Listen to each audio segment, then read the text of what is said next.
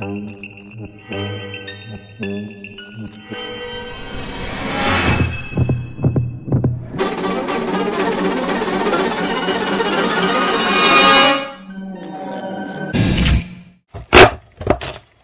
what is up? It's Berlin. Welcome back to my channel. Hi, happy Tuesday. Hope you all had a great day so far. So I'm here, of course, because we've got a little bit of drama to get into, and I'm sitting here painting my face. So let's get into it. So of course we're going to talk about the fact that Ethan Klein has been banned on YouTube for a week. Now he's been banned and he's not happy about it because he had a Christmas podcast, Christmas content that he wanted to put out, and now he's found himself banned from YouTube for a whole entire week. So people are starting to point the fingers of who's behind all of this. So let's get into the tweets. So firstly, Ethan was talking about how he's been banned for a week because people have been flagging a video that was Ethan and the crew reacting to an old video from like 2014, reacting to an old YouTube video. So trolls have been flagging this video, and that's caused YouTube to now put a strike on the H3 channel. So it's like, it's all very interesting because of course Ethan is in a lot of drama with Trisha Paytas right now after the wedding to Moses and everything. There's been so much going on between Ethan and Trisha Paytas. Mainly, I have to say, mainly all coming from the Ethan Klein side, because Trisha really hasn't been saying that much lately about Ethan. You know, it's all been a lot of Ethan Klein using Trisha Paytas' name for clicks, views, and trolling her and all this kind of thing. You know, it's been kind of, I want to say kind of schoolboy bully behaviour that we've seen coming from Ethan Klein. And I'm like, well, dude, you know. But people are accusing Trisha of texting Keemstar, going to Keemstar about Ethan. And of course, we all know that Keemstar really doesn't like Ethan Klein. So people think that Keemstar is behind all of this with Ethan Klein. People think Keemstar and both Ryan Kavanagh as well are behind getting a strike on the H3 YouTube channel. Ethan tweeted, "Our final Christmas podcast that we've been planning for a month will not be happening. We just randomly got a strike because a video we reacted to over a year ago was deemed inappropriate, dangerous to watch. They won't tell me what it was. Can't upload for a week." Ironically, the videos we watch can all still be found on YouTube as age restricted, so I don't understand why a heavy hand for us at Team YouTube. Please reconsider your decision. It has a tremendous negative effect on our business and our community during an important time. And finally, congratulations to all the trolls that have been mass flagging every video we've ever made. With any luck, you'll have our channel deleted by Christmas at Team YouTube. Someone in the comments underneath Ethan's tweet said, "Perhaps stop going to war with people and just do your little podcast. All this BS wouldn't be an issue." But it's always other people, right? It's never you being a part of the problem. Shaking my head. And then another Twitter user brought up the fact that Ethan's Frenemies Room subreddit also do the same thing. You know, their fans go after other creators sponsors, everything like that. Then, you know, Ethan came back to Twitter saying YouTube denied the appeal, can't upload for a week. That's the way it goes when you dedicate your life to YouTube, have 10 full-time employees, owe rent on your studio, and get banned for an old vid that nobody cared about until trolls mass reported it.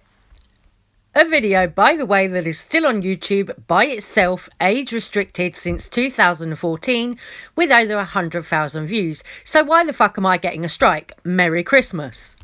Now, lots of people are pointing the blame for this at Trisha Paytas and Keemstar, but somebody in the comments here said Cav and Keemstar are definitely the ones who reported it. Who else will care what you uploaded a long time ago?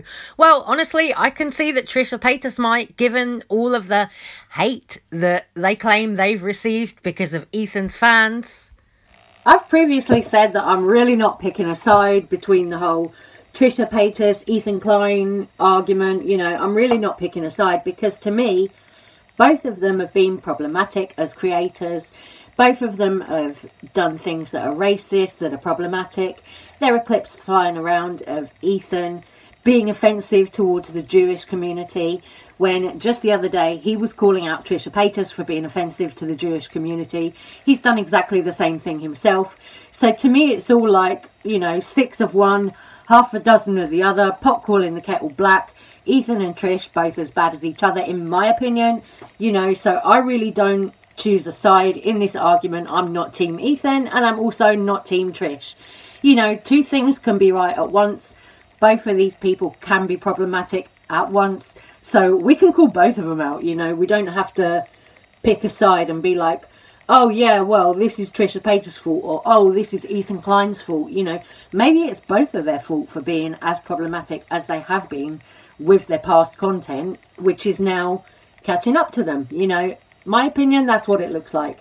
Anyway, I'm going to move on, because something that I saw that really concerned me was actually something from Catherine McBroom. Now, people are speculating that this is something that she might have put out for attention or to get people talking about her, because it's really quite bizarre. It's scary, it's quite bizarre.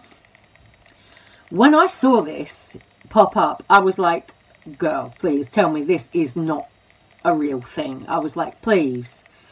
So Catherine McBroom put out a Snapchat that was about her removing her own IUD, and I was just like, girl, please tell me that nobody is dumb enough to remove their own IUD. So I actually went off and Googled this, because I was just like, this is insane. You know, I went off and I Googled it. And yeah, you know, you can remove your own IUD at home, but it's not recommended at all. It's something that's supposed to be done by a healthcare professional. It's not something that you're supposed to do at home by yourself. So the way that Catherine worded this was that she said she received a download that told her she should immediately remove her IUD from her body. I'm going to read out what she put up, but honestly, the way that she said it, I received a download. Where from? NASA? Do you know what I mean? Where did you get a download? A download of what from? Telling you to remove your IUD? Who told you? The government? NASA? The FBI? I don't know. Like, who's telling people to remove their own IUDs? This is concerning. Catherine wrote, for years I haven't really had a period due to pregnancies and breastfeeding, and when my period would come back they would be long lasting and painful, so I decided to get an IUD about 1.5 years ago when my son was born, and it was the biggest mistake. The hormones released in my body have caused so much damage. I also haven't had my period for the past 8 months. I got a download the other day that I needed to immediately remove it to get myself healthy again.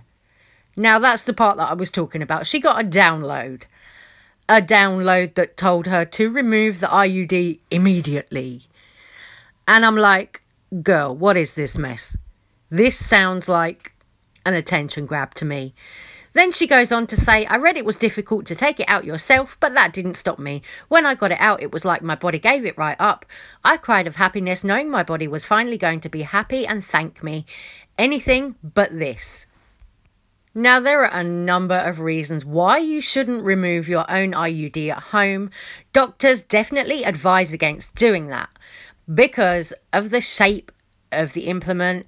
It's not a tampon or diaphragm, they say. That baby's in there. IUDs are inserted through your cervix and into the uterus. And it's a little T-shaped implement. So if you try and remove this yourself, you could actually do all kinds of damage to your insides, to your reproductive organs. you could do so much damage. So doctors absolutely advise against doing this. It's supposed to be removed by a healthcare professional. If it's the case that you don't have medical insurance that will cover you, or you can't afford to get it removed by a professional, then your best option is to take yourself to Planned Parenthood if you really, really want your IUD removed. Also, if you try and remove it yourself at home, it could get stuck on the way out, and then you're going to go and have it professionally removed anyway. So it's really concerning that Catherine McBroom is trying to put that out to her followers, like it's okay to DIY that at home by yourself, because it's really not. You know, like I said, it's something that needs to be done by a medical professional, not something that you should just attempt to take out on your own at home. Absolutely not. Really not.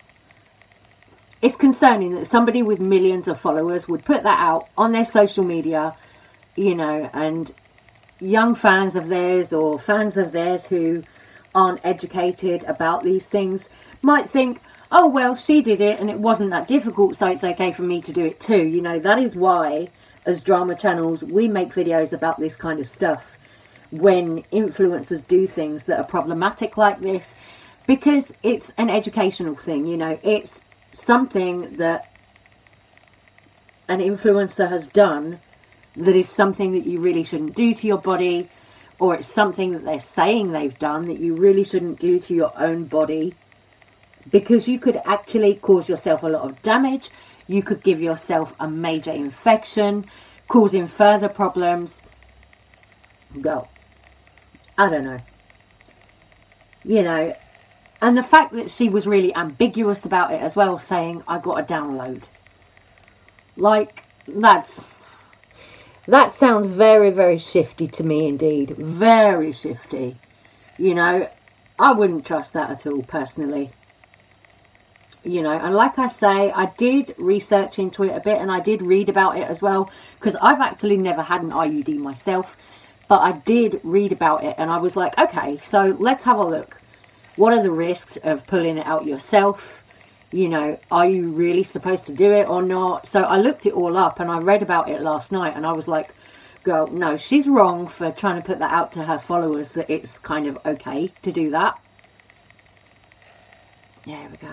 Smash this concealer in under my eyes. But that is about all I have for this little video. So I'm going to say take care. Stay safe. Stay well. I love you guys so much. Thank you for watching. I'm going to go finish the rest of my face, and I'll be back with a little Christmassy type vlog video for you soon. Love you guys. Let me know all your thoughts on the drama, and I'll see you soon. Bye.